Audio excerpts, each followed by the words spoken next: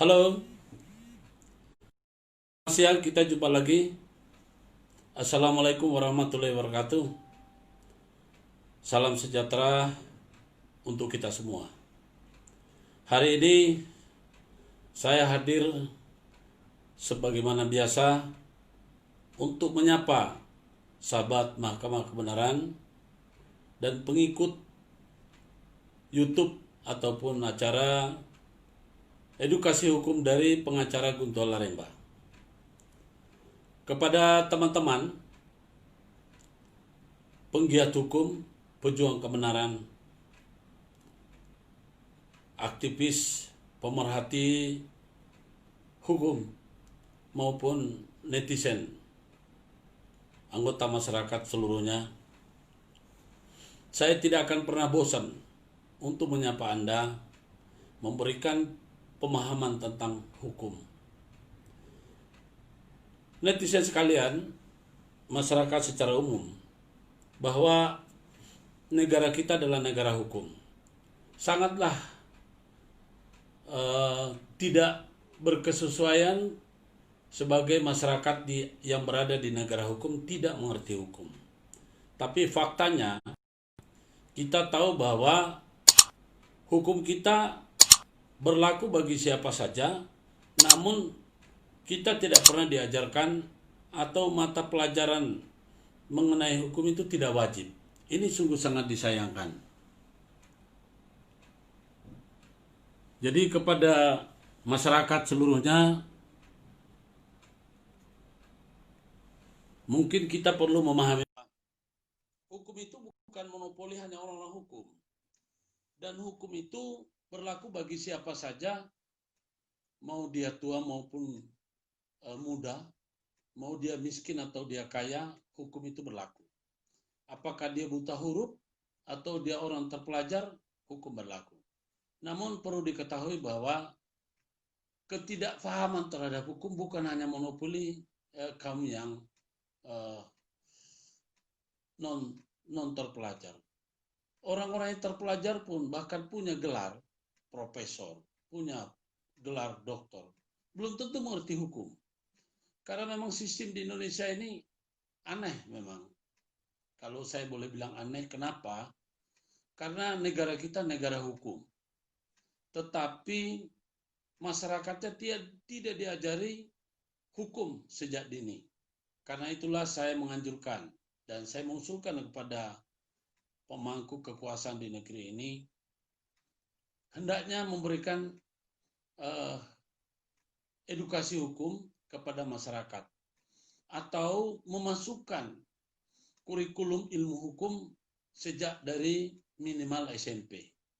Tapi sebetulnya mulai dari kelas 5, kelas 6 SD itu sudah harus pelan-pelan diajarkan masalah hukum. Karena bagaimanapun, kita hidup ini di negara Indonesia yang boleh dibilang negara hukum, sebagaimana undang-undang kita, Undang-Undang Dasar 45, bab 1, pasal 1, ayat 1, poin B, atau ayat 3 mengatakan bahwa negara kita adalah negara hukum. Di ayat 2-nya menerangkan bahwa kedaulatan ada di tangan rakyat. Nah, rakyat ini bagaimana mau berdaulat kalau tidak mengerti hukum? Mereka tidak mengerti batasan hak dan batasan kewajiban. Mereka sama dengan lahir di zaman dahulu, masih orang belum mengenal yang namanya hukum. Orang belum mengenal namanya undang-undang. Sedangkan di Indonesia ini terlampau banyak aturan. Apa saja diatur. Nanti lama-lama, ya mohon maaf, boleh jadi hubungan suami istri pun akan diatur sama undang-undang. Ini yang saya prihatinkan. Karena itu saya melalui mimbar ini, ya, saya menyampaikan kepada pemerintah, kepada pemerhati hukum, kepada masyarakat supaya mengusulkan kepada negara supaya diselenggarakan pendidikan hukum atau kurikulum ilmu hukum diberikan sejak dari SMP. Dan ini tidak boleh tidak. Kalau kita memiliki ilmu bahasa atau misalnya bahasa Indonesia, diajarkan sejak dari SD. Kenapa kita tidak diajarkan sejak dari SD tentang ilmu hukum? Ya, padahal kita tahu ketika ada suatu peristiwa, orang itu tidak mengenal, artinya nggak ngerti. Kalau undang-undangnya sudah ada, maka itu harus berlaku. Karena itu kepada pemerintah demi untuk mengurangi angka pelanggar hukum atau narapidana, hendaknya marilah ya kita perlu memperhatikan hal-hal yang sangat krusial ini. Jadi saya mengusulkan supaya kurikulum ilmu hukum diberikan sejak dari SD, karena belum ada penjurusan. Jangan seperti sekarang. Sekarang yang belajar masalah hukum hanya fakultas hukum. Ini prihatin saya. Universitas di kejuruan lain tidak mengerti hukum. Karena itu saya mohon, ya. Kemudian yang kedua, untuk meredam dan mengurangi angka kejahatan. Karena kejahatan itu muncul bukan hanya disebabkan karena faktor ekonomi, tapi boleh jadi faktor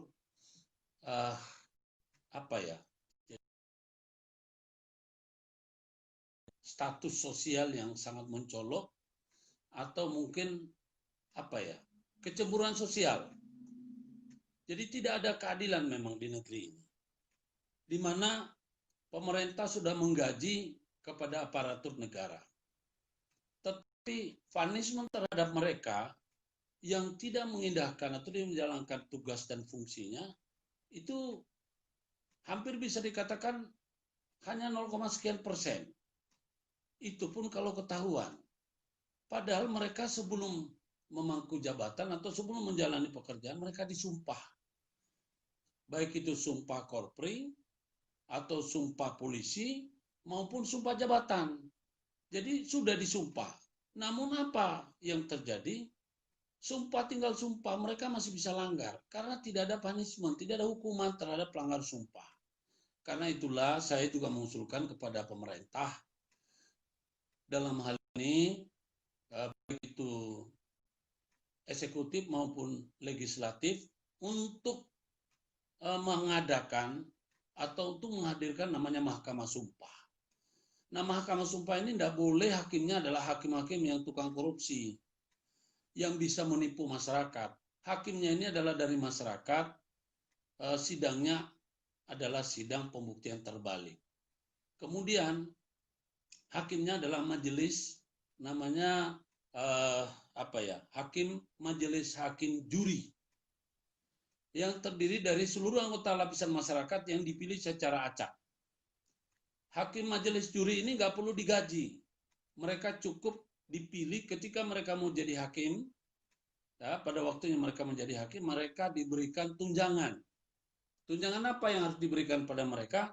Ya tentu saja ya tunjangan transport, ya, kemudian operasional ketika mereka menjadi atau menghadiri menghadiri sidang pembuktian terbalik dengan sidang singkat yang dihadiri oleh hakim juri. Pembuktiannya pada waktu persidangan tidak membutuhkan namanya pendamping atau pengacara. Sekali lagi, netizen yang ikut acara ini, mohon sebarkan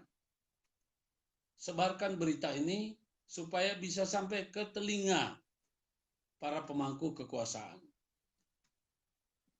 Selanjutnya, rekan sejawat Mahkamah Kebenaran maupun rekan sejawat daripada pengacara Guntur Laremba, saya hadir lagi bukan untuk mengajari karena Anda tidak pintar. Saya hadir lagi untuk mengingatkan kita bahwa pengacara itu adalah profesi terhormat. Para penegak hukum itu adalah sebetulnya dia berperan sebagai penegak hukum yang benar, namanya officium nobile.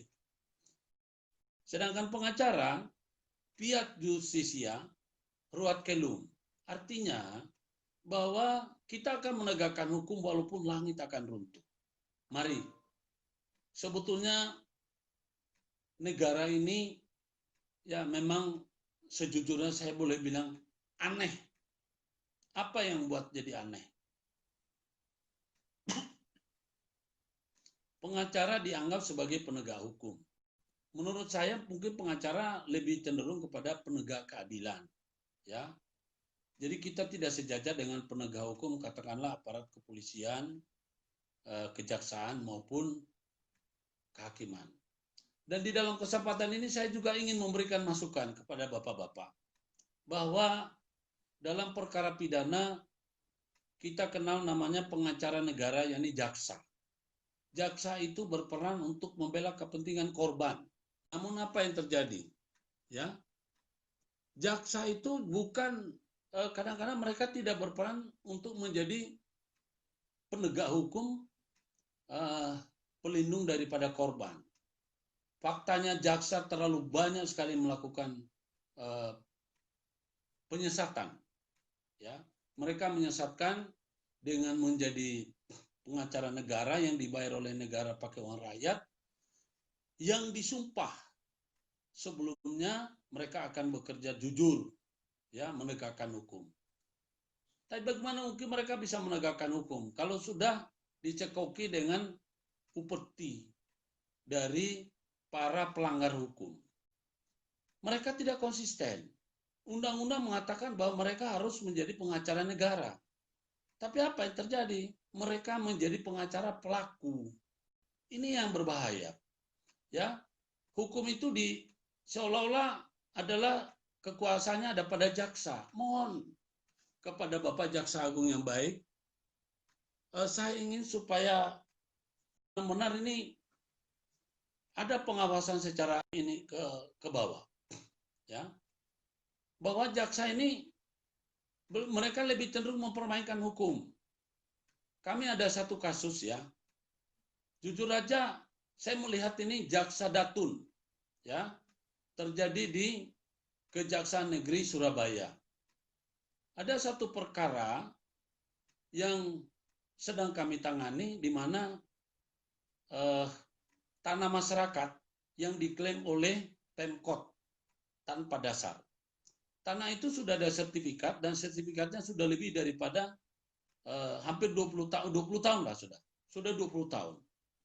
Sekarang ini Pemkot ujung mengklaim, padahal sudah jelas kalau jaksa bekerja secara profesional, itu harusnya jaksa menjadi penasihat Pemkot mengatakan bahwa ini bukan asetnya Pemkot. Tidak ada dasar. Tanah itu sudah ada, karena itu tanah terkena tol, dan dana konsinyasinya sudah ada di pengadilan, ya, antara masyarakat dengan masyarakat. Tahu-tahu Pemkot masuk intervensi, padahal mereka nggak punya dasar. Kalau punya dasar, mestinya mereka nggak usah intervensi, langsung saja pidanakan. Tapi faktanya kan nggak bisa. Hanya mereka mendengarkan informasi katanya. Lah ini kan nggak bisa kita pakai katanya. Hukum itu adalah mengikat dan pasti. Kepada rekan-rekanku seluruh Indonesia, pemerhati hukum, maupun rekan sejawat penggiat hukum, mari kita sama-sama meluruskan hukum yang sudah dibelok-belokkan ini. Bapak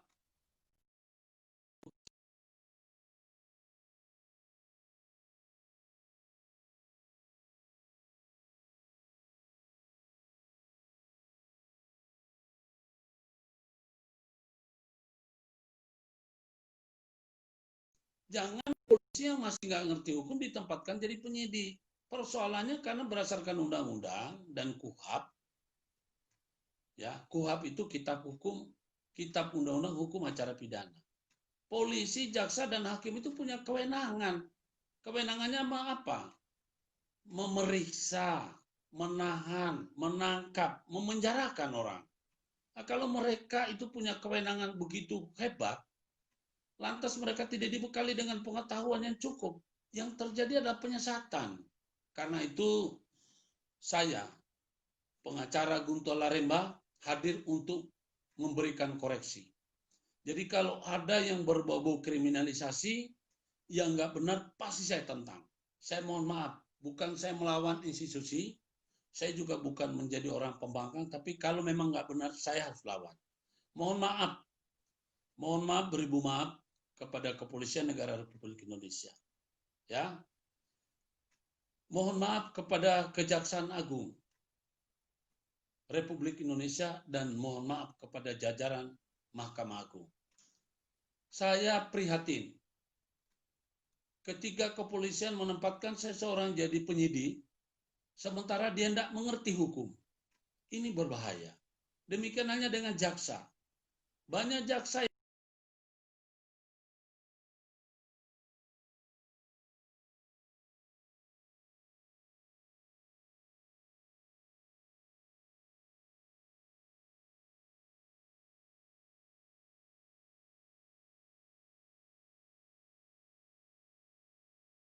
yang nasib orang.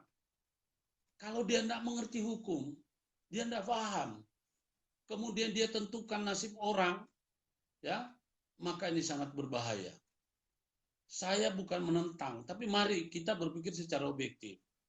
Ketika polisi menggunakan kewenangannya, menangkap, menerima laporan, pengaduan masyarakat, lalu memproses. Ya mereka tuh kalau ini harus benar-benar punya ilmu. Sehingga mereka tidak setengah-setengah. Yang jadi persoalan, ya mereka itu punya kewenangan, ilmunya nggak dipakai. Kadang-kadang mereka punya ilmunya nggak mumpuni.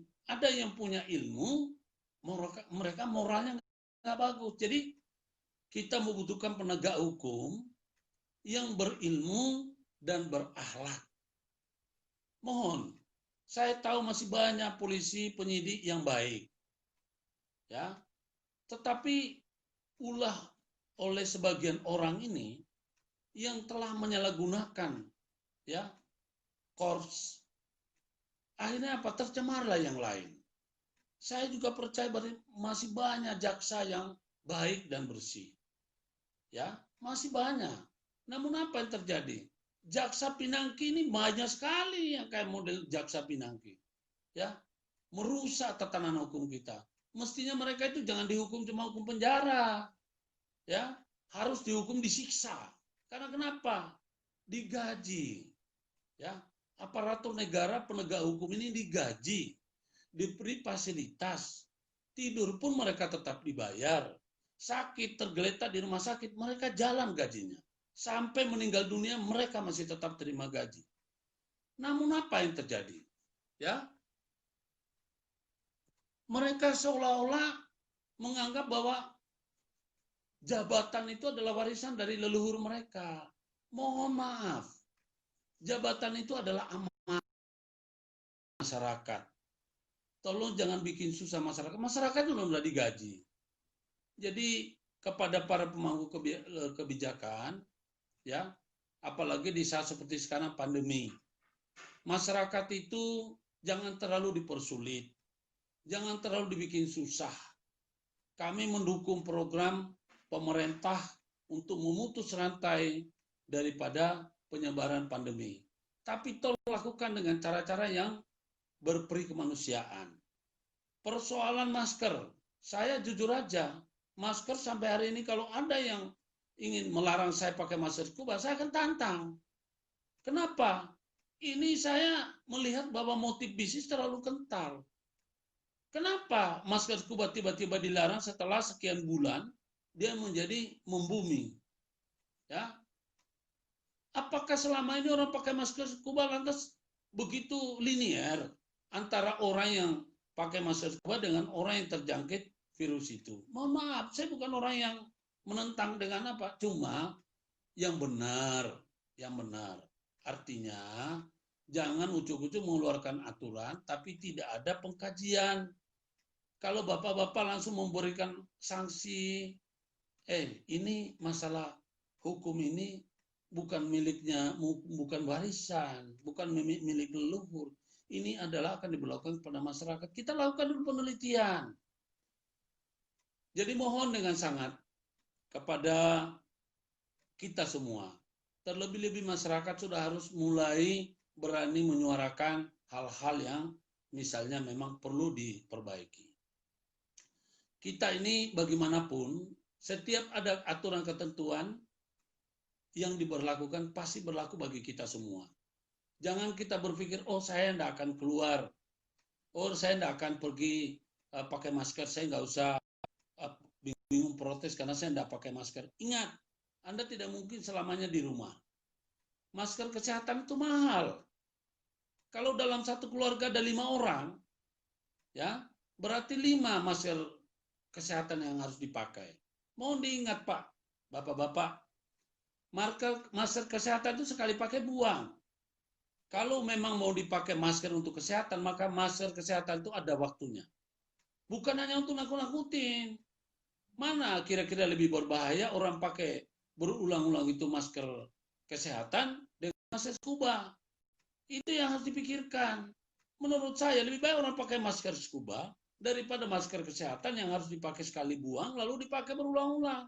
Karena apa? Nilai ekonomisnya. Jadi mohonlah ya, mohon kepada kita semua untuk memberikan edukasi atau pemahaman kepada masyarakat secara masuk akal.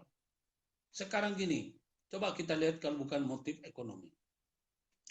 Masker scuba itu sudah menjamur. Orang beli masker scuba karena murah dan varian, banyak variasinya. Masker kesehatan cuma satu model, kemudian sekali pakai buang. Kalau dalam satu rumah ada 3 orang, ada 5 orang, orang harus ganti 3 kali sehari. 3 kali sehari bagi orang yang punya uang lebih bisa dia beli 1 karung, 1 truk juga bisa beli. Tapi bagi orang yang 1 hari, 1 minggu, 1 bulan, 1 tahun, bisa jadi berjangka. Nah, kalau 5 orang, kita bicara 5 orang kali 1 rumah. Kalau mereka mau mengikuti namanya protokol kesehatan yang benar, itu harus diganti 3 kali 1 hari. 3 kali berarti 15. Kalau kali 2.000 saja sudah berapa dari 15? Berarti sudah 30.000. 30.000 1 bulan. Pemasukan susah. Masa orang mau buang-buang 900.000 hanya dengan masker? Mohon kita bijaksana. Saya sekali lagi bukan menentang penggunaan masker, tapi saya mengkritisi terhadap larangan penggunaan masker scuba. Yang benar aja, ya. Kita coba berpikir secara objektif. Anjuran penggunaan masker scuba adalah untuk kesehatan, ya. Tapi kalau orang menggunakan, kalau dilarang menggunakan masker scuba, kemudian mereka pakai masker kesehatan yang tidak ganti-ganti, apakah itu lebih sehat? Jadi nggak rasio lah. Kemudian apa? Linear enggak? Selama berapa bulan, mulai dari bulan Maret, orang menggunakan masker scuba sampai bulan sekarang nih, September. Sudah 6 bulan orang menggunakan masker scuba. Terjadi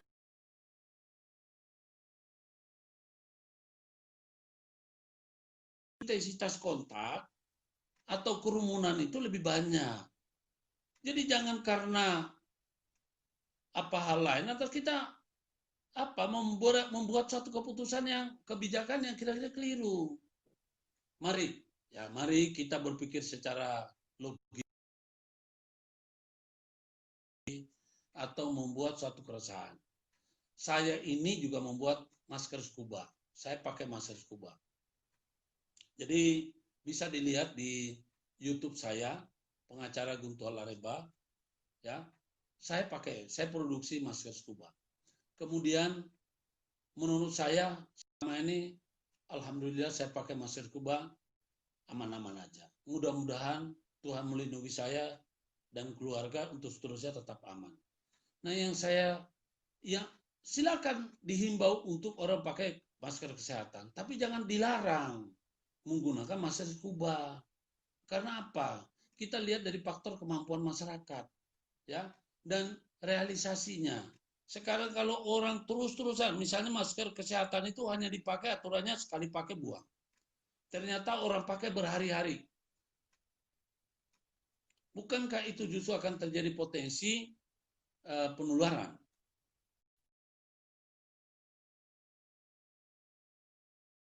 Pakai masker scuba kan bisa dicuci, sedangkan masker kesehatan kan nggak bisa dicuci. Jadi marilah kita menerapkan aturan. Bapak-bapak kan uang datang sendiri. Masyarakat yang susah ini Uang harus dicari, kadang-kadang nyari pun susah datangnya. Jadi itu, ya, sebagai aktivis penggiat hukum, pejuang kebenaran, saya berbicara. Saya bukan menolak penggunaan masker, tapi saya kritisi dan saya keberatan terhadap penerapan larangan penggunaan masker scuba.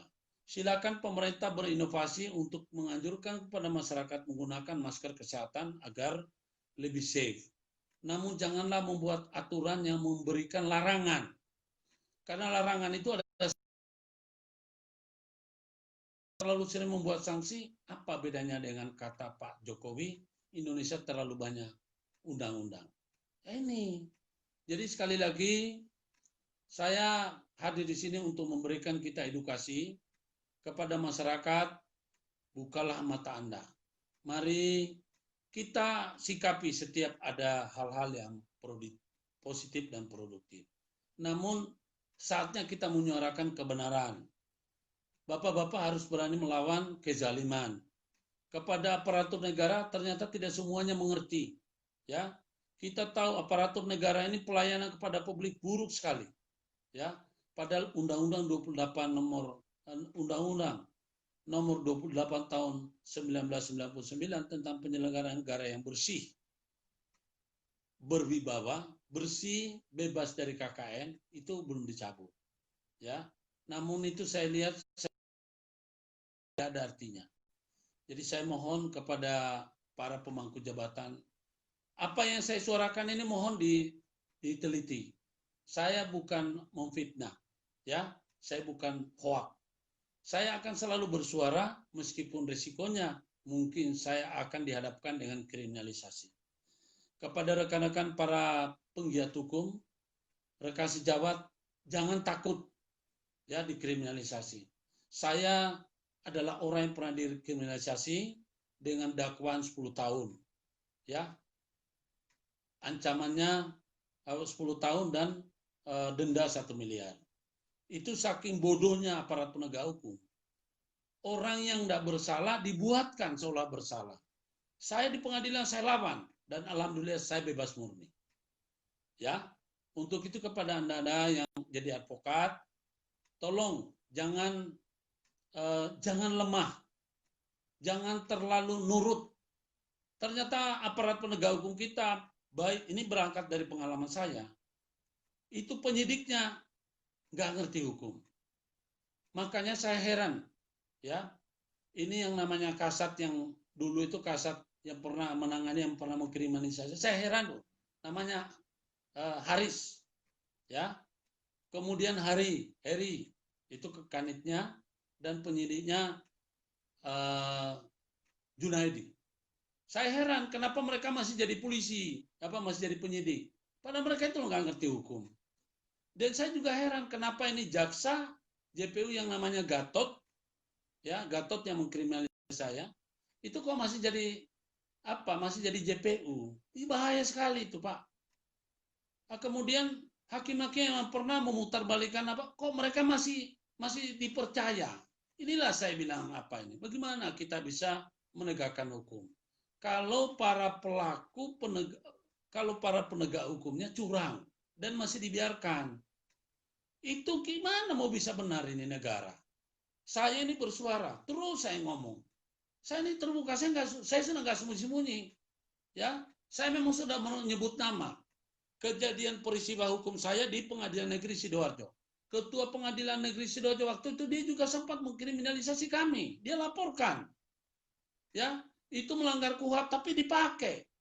Kemudian yang saya bilang tadi ini di Polres Kota Sidoarjo. Jadi tadi itu Pengadilan Negeri Sidoarjo, kemudian Polres Sidoarjo, lalu Kejaksaan Negeri Sidoarjo. Ini saya sebut. Kalau itu tidak ada, saya ada bukti. Kalau mau laporin saya harus kita perpanjang, ya. Ya ketua pengadilan pelapornya terhadap perkara undang-undang ITE saya. Dan kemarin teman-teman nggak usah takut. Saya ini malah nantang kok. Saya nantang, saya minta kepada Polres Sidoarjo segera itu limpahkan perkaranya ke jaksa segera ada proses biar saya akan semakin tujukan kepada Anda tidak ngerti hukum. Jadi ini berbahaya, Pak. Saya nanti kalau masuk di pengadilan atas perkara kriminalisasi, saya akan semakin beberkan ketidaktahuan para penegak hukum terhadap hukum. Makanya teman-teman advokat, cobalah kita mulai bersatu. Ya, kita ini kan pihak justisia urat kelung. Ya, jangan kita kasih ini lagi nih. Waduh, kendor-kendor. Tolong bersahabat dengan mereka itu hanya secara pribadi, tapi jangan Anda nurut-nurut aja. Kasihan masyarakat ini. Ya, saya minta kepada para penyelenggara negara, sadarlah. Ya, kita hidup tidak selamanya, nanti mati juga. Tolong mulailah benar, jujur. Kalau memang salah, katakan salah. Kalau Anda memang bisa diperbaiki, minta maaf. Kalau tidak bisa, ya sudah, berhenti dari kerjaan itu. Ya, saya tunggu ini, Pak. Bapak buktikan, nanti kita akan taruh. Saya gerah melihat kelakuan para penyidik, ya. Penyidiknya namanya itu yang sekarang ini perkara kriminalisasi Hafid Kanitnya. Penyidiknya saya lupa, tapi juga itu tuh kasatnya tuh Haris. Ya. Pak Haris, selamat, Anda sukses telah menggiring saya ke penjara ke pengadilan, tapi ingat, kita tetap bermain. Ya, Anda diberi jabatan oleh negara untuk menjadi polisi, mestinya Anda gunakan dengan baik. Tapi apa yang terjadi? Anda kriminalisasi saya. Kencang sekali. Nafsu sekali ingin memenjarakan saya. Ya. Saya tunggu, Pak. Saya akan tunggu. Saya akan hadapi dan saya akan proses, karena sudah sekolah semakin saya mengerti tentang kecurangan-kecurangan penyidik, kecurangan JPU, kemudian kecurangan daripada hakim. Saya sudah tahu saya. Saya telah memulai. Kepada teman-teman pengacara, kalau Anda dikriminalisasi, gunakanlah itu untuk menunjukkan siapa diri Anda. Saya kebetulan sudah dikriminalisasi. Karena menunggu saya nggak takut. Kepada Anda yang mengikuti video saya, nggak usah khawatir, sebarkan saja. Nanti kalau itu yang Anda yang sebarkan, pasti yang kena saya. Saya bertanggung jawab terhadap ini semua. Oke? Kepada teman-teman, ikuti YouTube saya. YouTube Pengacara Guntur Laremba, Anda subscribe. Jadi jangan cuma ikuti, nonton, tapi tidak di-subscribe. Ya, subscribe. Kalau Anda komen, saya bisa lihat. Ya, saya bisa lihat Anda ada komen. Jadi tolong masuk ke YouTube Pengacara Guntur Laremba, lalu Anda subscribe. Like, komen, kemudian Anda share. Bagikan. Kalau Anda membagikan video saya, ya, kepada para penyidik, penegak hukum, bagi siapa saja membagikan video saya, kemudian ternyata dikriminalisasi, saya bertanggung jawab. Jadi tolong bantu subscribe sebanyak-banyaknya, saya punya video YouTube, dan bantu program ini. Saya sedang memberikan edukasi kepada masyarakat agar mengerti hukum. Kita ketemu pada video selanjutnya. Jangan lupa, sekali lagi, jangan hanya nonton, karena saya tahu Anda cuma nonton tapi tidak subscribe, saya akan lihat. Penontonnya banyak, ya, tapi subscribe-nya kurang. Saya bisa lihat di situ, di channel studio YouTube. Oke, sampai di sini dulu pertemuan kita. Kita akan ketemu di lain kesempatan, di waktu mendatang. Tetap sampaikan kepada saudara Anda, keluarga Anda, bahwa kami hadir untuk memberikan edukasi hukum kepada masyarakat. Sampai ketemu. Assalamualaikum warahmatullahi wabarakatuh. Salam sejahtera kita semua. Salam kebenaran, salam kebenaran, salam kebenaran. Equality before the law. Terima kasih. Mohon maaf.